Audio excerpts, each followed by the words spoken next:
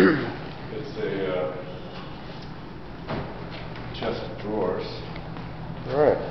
It's very reminiscent of Roy's more commercial work. We're here at the Quint Gallery on Girard, next to Harry's, and this is Mark Quint. We're pleased to have a video interview here with Mark at his new gallery. You just opened this. This is your first show here? First show a week ago, showing work by John McLaughlin, paintings by John McLaughlin, and sculpture by Roy McMakin. I've worked with Roy McMakin for about 20 years since he got out of graduate school up at UCSD. John McLaughlin paintings I've bought and sold for the last 25 years. A favorite artist of mine, an artist that died in the 70s, was kind of known as being the father of Southern California, or California geometric painting. Mm-hmm. Yeah, so let's take a look around the gallery. Yeah, I want to ask you about this, Mark. The art here that you've got throughout the gallery right now. One of the artists is, this looks like found furniture. I mean, I was joking around with Tim Hardy, yeah, the photographer who was shooting the gallery, and he was saying it looked like kind of like a garage sale or stuff you'd find in a swap meet maybe.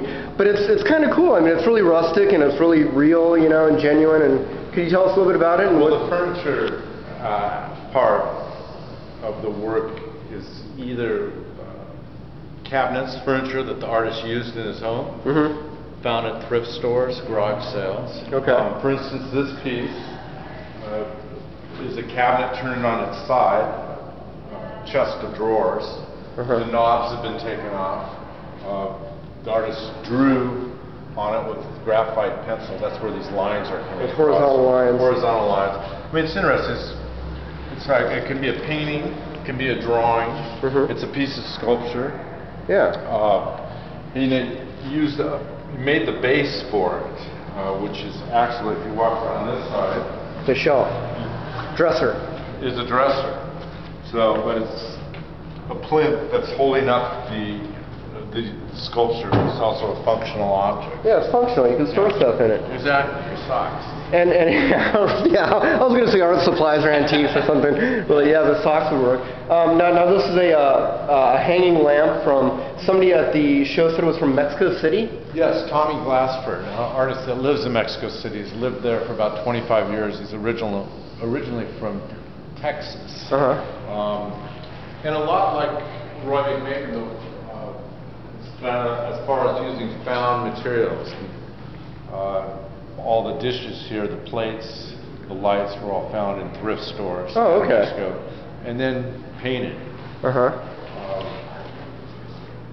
Does a lot of chandeliers, as he calls this piece, is a chandelier. A lot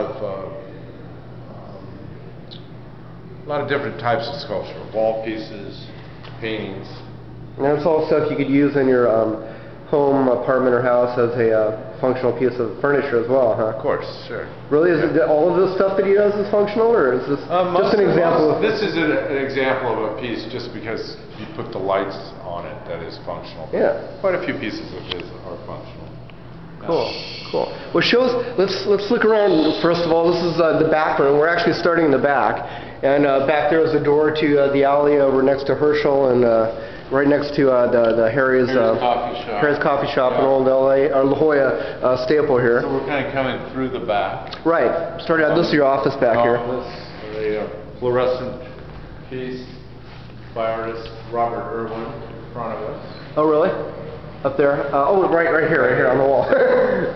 Keep your camera on that. I'll show you how it changes a little bit. Oh wow, it's very adjustable.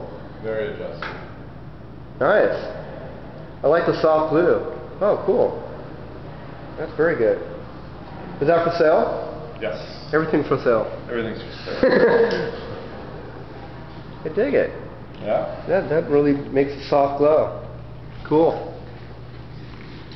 So then the front of the gallery is you've got a big main room here, and this is where our main room. This was all crowded with people the other night for the opening. Yeah, it was packed. Like I said, How many people did you have? I think about 500 people. Okay. Yeah, really filled the space. Now tell me about the geometric painting here. This was the painter who's deceased? Yes, like I said, the paintings are by John McLaughlin, an artist that started painting late in life. I think he was in his 40s. Okay. Very late for It is. an artist. This piece is from 1964. Oh, wow. Where was he? Was he in Southern California, San Diego? Yeah, he lived up in Dana Point. Okay. He was actually a translator in the military. All right. Dealt What language? spoke Japanese. He Okay. became an Asian art dealer after he got out of the military. He became one? He became an art dealer of Asian art. Very cool. So the work really deals a lot with Zen. It does? Does. Yeah. A lot of balance issues and Exactly. stuff and that are resolved? Right. Okay. And as I said, Roy McMakin, who did the furniture pieces, has been a big fan of John McLaughlin's for a long time and wanted to do a show where the sculpture related to the paintings. This piece, for instance, very reminiscent of McLaughlin's geometric aspect. So it goes well with this artist? Of course, yes. Okay. So in this case, what you do, you've got a chest of drawers that is framed. As you can see, this old chest of drawers in the center, it's framed by work that Roy has made. So take a look on the side. It gives you a good idea. That's the bottom of the chest of drawers. Oh, yeah. And the functionality of this is kind of diminished, but it's a cool thing to look at. Exactly. You know, I was also talking to a couple of people. I mean, the first show that I saw you did was over on in the alleyway behind Wells Fargo. What was the name of that street? Drury Lane. Drury, and there was Kelsey Brooks. Right. His art was just, I mean, his really stands out. I mean, really dominates the wall. But whereas this is kind of more subdued, and I was talking to somebody saying that these artworks are a little bit more mellow, and they kind of give the gallery more of the highlight. For an opening show, I think it was a good choice. I mean, they're nice, but they don't they don't blare in your face. Right. They're very subtle. For instance, this piece, you can't tell it all until you really look, but this piece has been cut into thirds. Yeah. The center part has been painted and then it's been put back together. You couldn't get a line like that if you were just painting it. So. Okay. So that's a cut? Yeah. And you glued it back together? Yeah, the artist glued it back together. Wow. Shouldn't touch, but yeah, that's definitely some good work there. Yeah. Hard to tell. Then you had a film. You had a little film exhibit. A video by this same artist, Roy McMakin.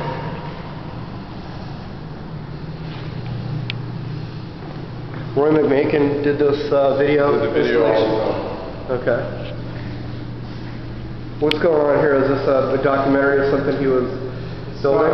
It is. It's 4 cameras actually. They're photographing these 2 people, or videotaping these 2 people taking a chest of drawers and putting it in 6 different positions. Up, you see the top, you see the bottom, you see both sides, the front and the back.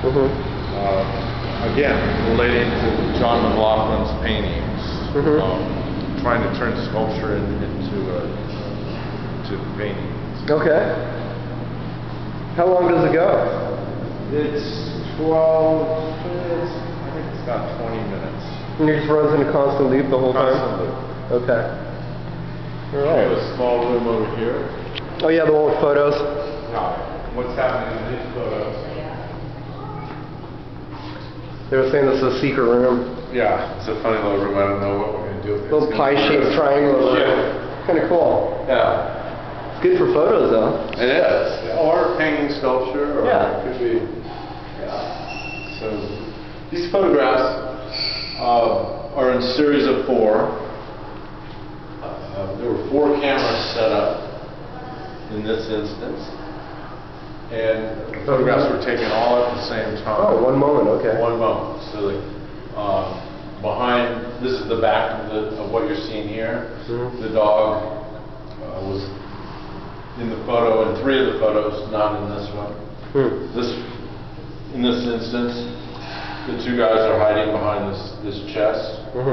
And like I say, it was all shot instantaneous, 4 shots at once.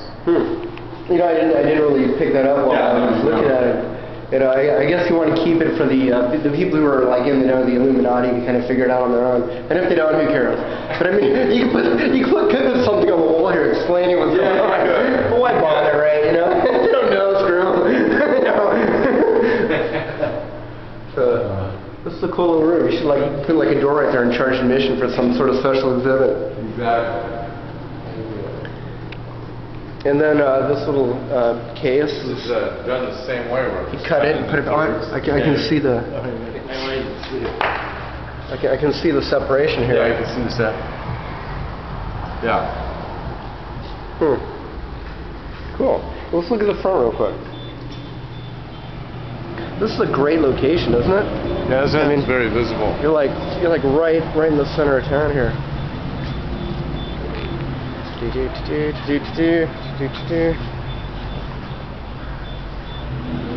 So, all right. The facade was done by artist Roman de Savo. The 2 mazes, the green mazes, very playful. They actually do act as mazes. The eye kind of goes in there, it can like go in a path. Comes on that side, and you end up coming into the doorway.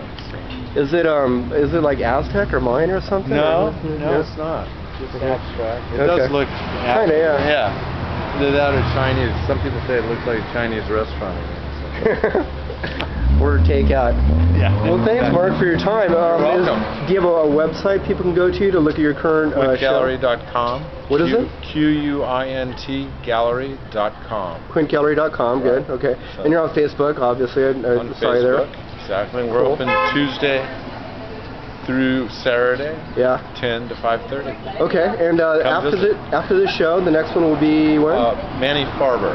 Paintings nice. by Manny Farber. So Cool, and that'll be when? it opens the middle of July. Awesome. Well, thank you for your time. You're welcome. Thank you.